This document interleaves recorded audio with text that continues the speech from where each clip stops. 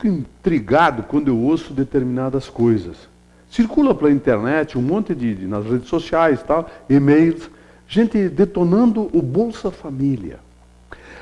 Para que está sendo usado o Bolsa Família? Para começar, é bom que o senhor saiba, meu amigo telespectador, que o Bolsa Família, o governo paga, mas a responsabilidade é das prefeituras, das 5.000 e tantas prefeituras que tem no país. Elas que fazem o cadastramento das pessoas que necessitam o Bolsa Família, faz um cadastro, elas têm que conferir se realmente aquela família não tem a renda mínima, estão abaixo da linha da miséria, etc. Tal. A prefeitura da sua cidade que é responsável pelo Bolsa Família.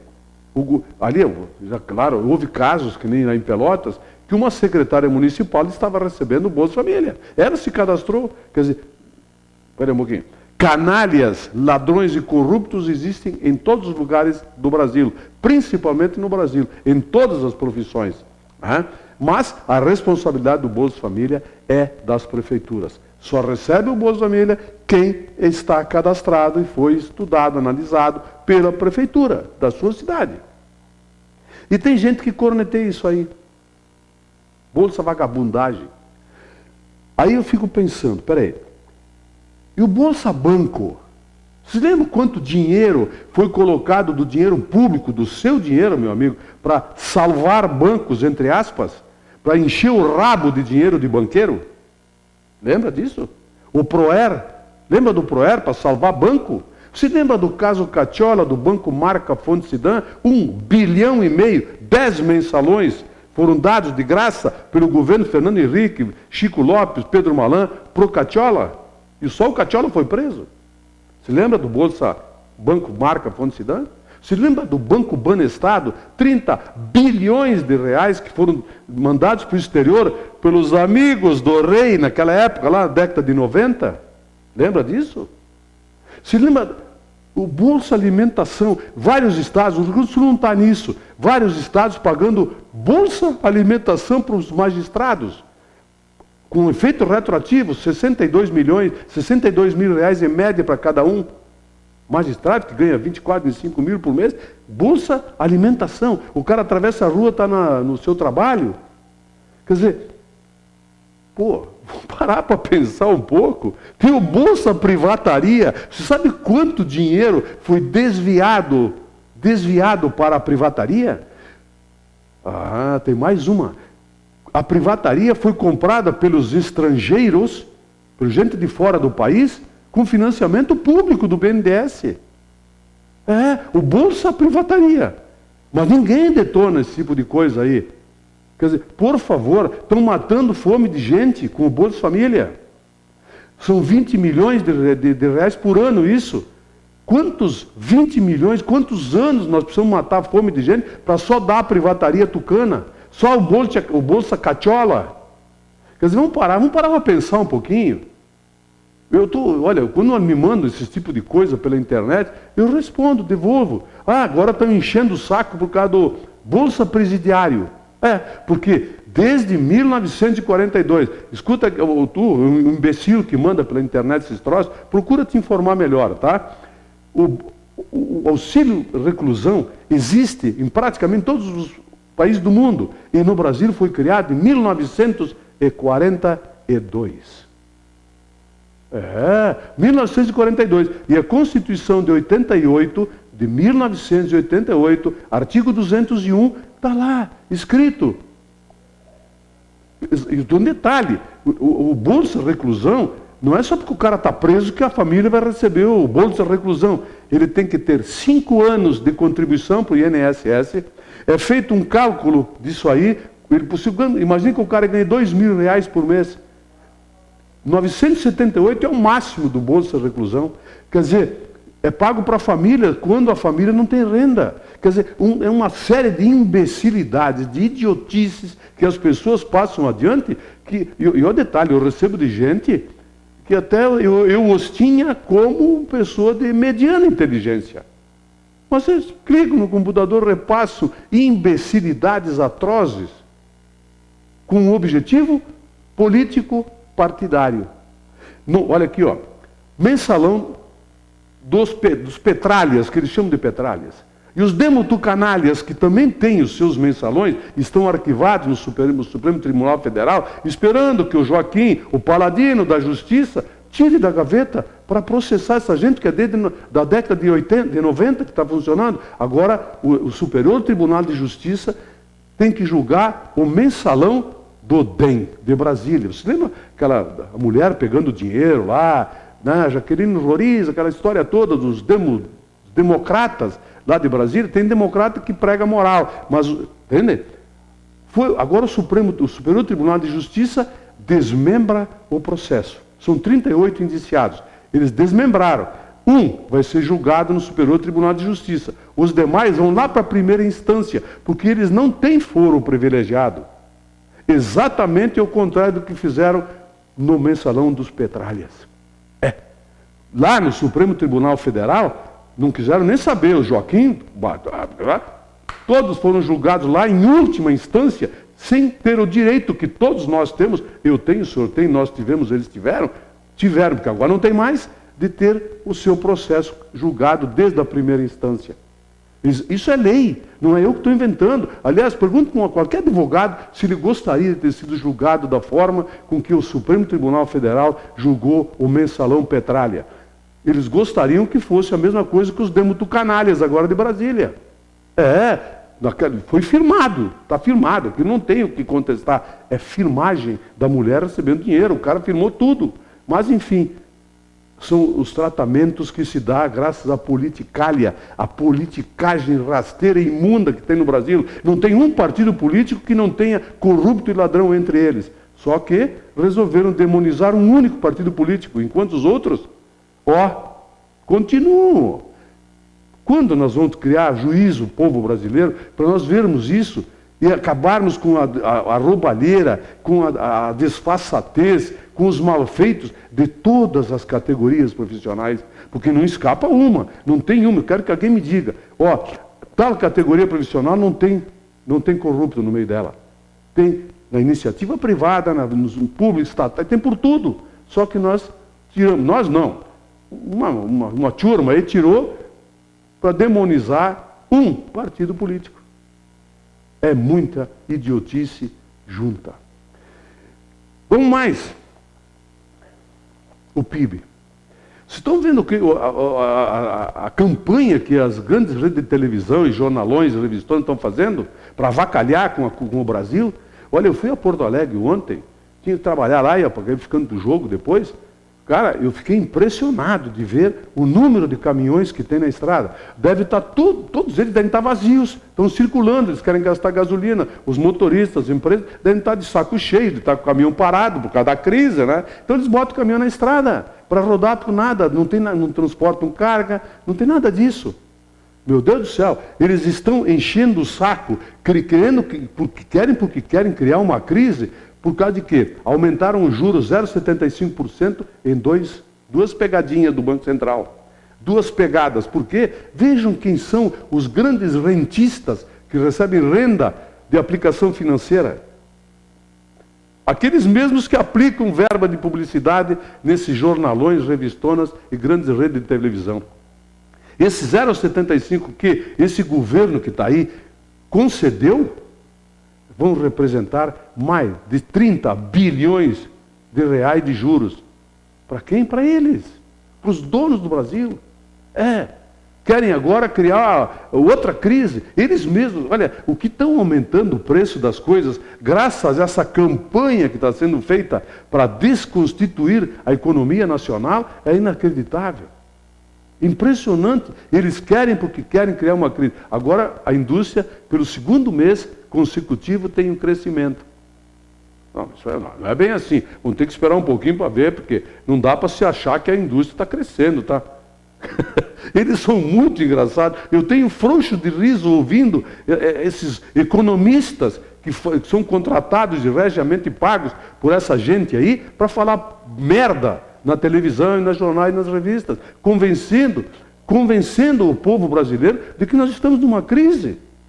Vejam o PIB das grandes nações do mundo, lá da comunidade europeia, dos Estados Unidos, o PIB deles do trimestre, como é que foi? Vejam o nosso, para vocês verem como querem, porque querem criar crise, porque o ano que vem tem eleições. É inacreditável. E o pior é que tem gente que acredita nisso, viu?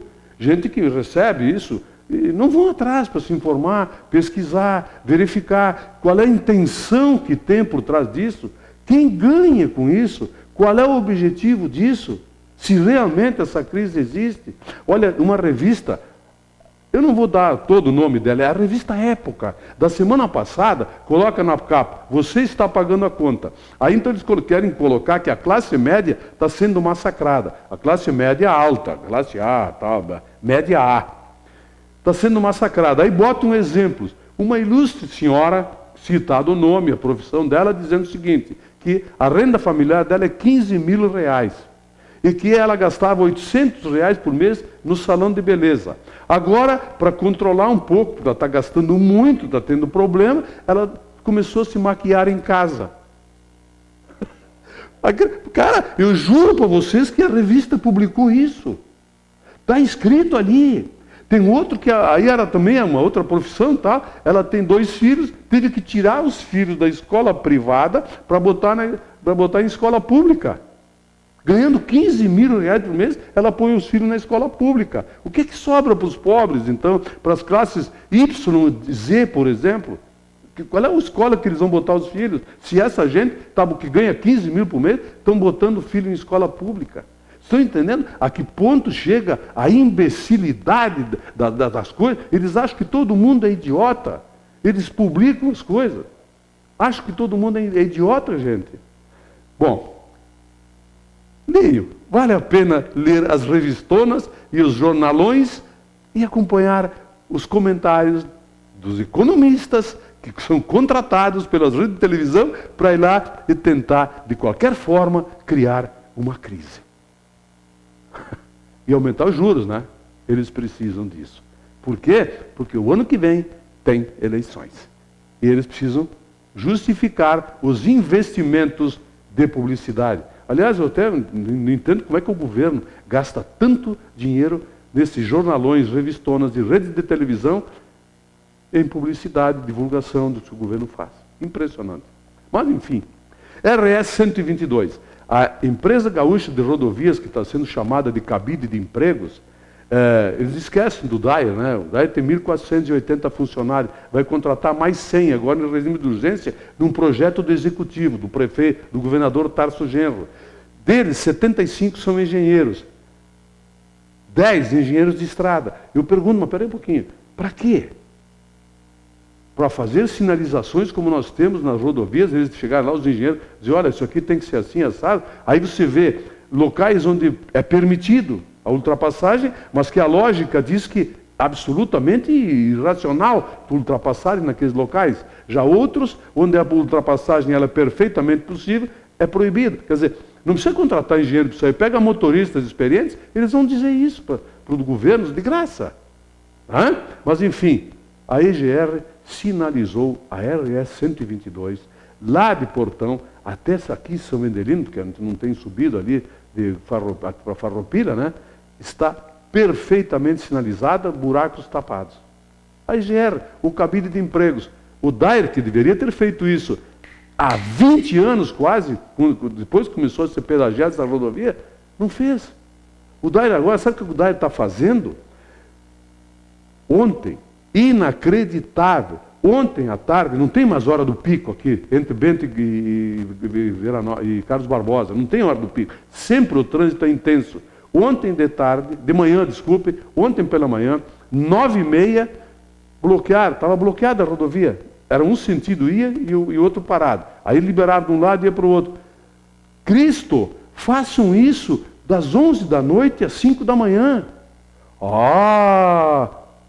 Vocês já viram como funciona na BR-116 entre Novo Hamburgo e Porto Alegre? Quando eles fazem recapeamento, reconcertos no asfalto, pintura, sinalização horizontal na BR-116, é feita de madrugada. Por quê? Porque o trânsito não comporta que se bloqueie o trânsito em horário de expediente normal. Cristo. Quem é o responsável por isso? Não sabem fazer uma licitação dizendo a obra terá que ser feita em tal horário, para não prejudicar as pessoas.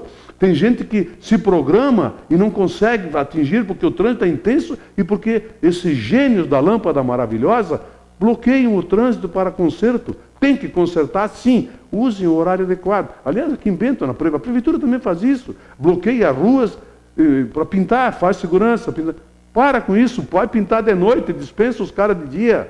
Pinta de noite, quando não tem trânsito, para não prejudicar o fluxo das pessoas, o ir e vir das pessoas. Mas será que é tão difícil assim as pessoas perceberem que estão prejudicando em vez de colaborar? Ontem aconteceu lá no lado norte da cidade, lá para o lado de Botafogo, no bairro, bloqueio de pista, lá um horror o trânsito. Mas por que isso? Façam isso de madrugada, dispensem os funcionários durante o dia. Simples, assim. Não, mas o importante é criar problemas. É isso que eles pensam. Pelo menos é o que eu acho, porque diante de tudo aquilo que se vê por aí. Hoje, 17 horas, abertura oficial da Expo Bento 2013. Vai até o dia 16 e às 5 horas, abertura oficial, às 18 horas, abertura ao público. Então já tem um programa para hoje à noite, meu amigo. A abertura da Expo Bento vai estar lá, linda, maravilhosa, como sempre, e pelo jeito, esse ano, superando as anteriores, como já é praxe, já é tradicional acontecer com as nossas feiras em Bento Gonçalves. Expo Bento começa hoje. Tem vários shows para a gente assistir, além dos expositores, mais de 450, né? Expositores vendendo produtos com preços convidativos. Vá para a Expo Bento, meu amigo, que vale a pena. Vai até o dia 16. Eu estive na arena ontem à noite acompanhando o jogo do Grêmio contra o Vitória. Vitória, todo mundo imaginava, Vitória, né? Não, Vitória era líder do campeonato. O Grêmio teve seríssima dificuldade para fazer 1-0. Poderia ter goleado, sim, teve chances. Aliás, esse Grêmio que jogou ontem contra o Vitória e venceu, com gol de falta magistral do Elano, podia ter tido um jogo mais tranquilo.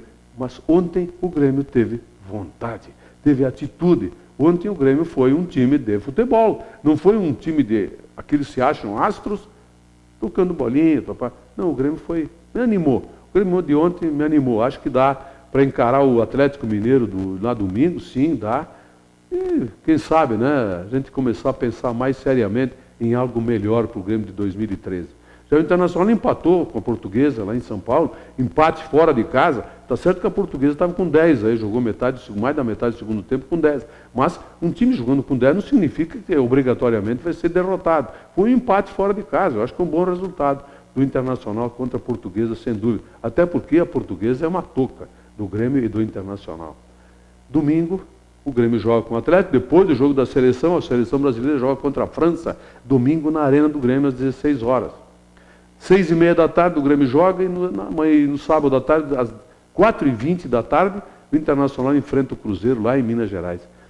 O Campeonato Brasileiro em pleno andamento, antes da Copa das Confederações. Para todos os gostos.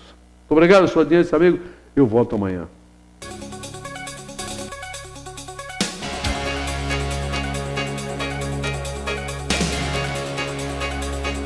Opinião. Oferecimento Ludfor Consultoria em Energia. www.ludfor.com.br